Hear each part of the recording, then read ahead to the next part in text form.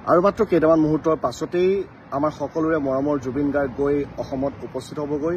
ইতিমধ্যে সকলোৱে অধীৰ অপেক্ষাৰে বাট চাই ৰৈছে আৰু আমিও ঠিক তেনেদৰে আচলতে যোৱাকালি যেতিয়া খবৰটো পাইছিলোঁ ততাতৈয়াকৈ ছিংগাপুৰৰ অভিমুখে ৰাওনা হৈছিলোঁ। আজি ৰাতিপুৱা আহি ছিংগাপুৰত উপস্থিত হৈছোঁ আৰু তাৰ পাছৰ পৰা ছিংগাপুৰত কি দেখিলোঁ, ৰাতিপুৱা আমি যেতিয়া আহি ইয়াত পালোহি তাৰ পাছতে আমি ততাতৈয়াকৈ গৈছিলোঁ সেই হস্পিটেলখনলৈ, ছিংগাপুৰৰ জেনেৰেল হস্পিটেললৈ গৈছিলোঁ, য'ত আচলতে জুবিন গাৰ্গ আছিল। আৰু তাত গৈ আমি গম পালোঁ যে জুবিন গাৰ্গক সেই হস্পিটেলৰ যিটো 9 নম্বৰ ব্লক তাত ৰখা হৈছে, তাত তেওঁ অন্তিম শয়নত শুই আছে। আৰু তেতিয়া আমি তাত গৈ যেতিয়া উপস্থিত হৈছিলোঁ আমি তাত কোনো চিনাকি মানুহ দেখা পাওঁ নেকি বা তেওঁৰ লগত থকা কাৰোবাক দেখা পাওঁ নেকি চাইছিলোঁ, কিন্তু ৰাতিপুৱা আমি তাত কাকো দেখা পোৱা নাছিলোঁ।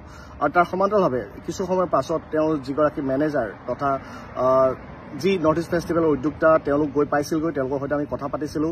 আৰু সেই সময়ত আমি যেতিয়া জুবিন গাৰ্গৰ মেনেজাৰজনৰ সৈতে কথা পাতিছিলোঁ, তেওঁ আজিও কিন্তু সেই দাম্ভিকতা ভৰা যি বেপেৰুৱা স্বভাৱ আজিও তাৰ বিপৰীত দেখা পোৱা নগ'ল। কিয়নো বিভিন্নজনে আমাক সেই সময়ত কথা পাতিছিল, আমাৰ সৈতে বিভিন্নজনে অসমৰ পৰা কৈছিল যে এবাৰ তেওঁলোকে জুবিন গাৰ্গক চাব বিচাৰে, মৰ্মৰ শিল্পীজনক এবাৰ তেওঁলোকে চাব বিচাৰে।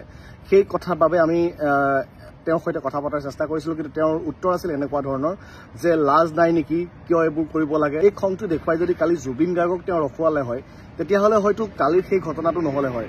তেওঁ যিহেতু এজন মেনেজাৰ হৈ তেওঁ পানীত নমাতকৈ জুবিন গাৰ্গৰ স্বাস্থ্যৰ প্ৰতি খেয়াল ৰাখি তেওঁ সেই কামখিনি কৰিব লাগিছিলে, যিটো কামৰ পৰা জুবিন গাৰ্গৰ আজিৰ এই পৰিস্থিতি নহ'লে হয়, জুবিন গাৰ্গ আমাৰ মাজত থাকিলে হয়, যদি তেওঁ নিজৰ দায়িত্ব সুচাৰুৰূপে কৰিলে হয়।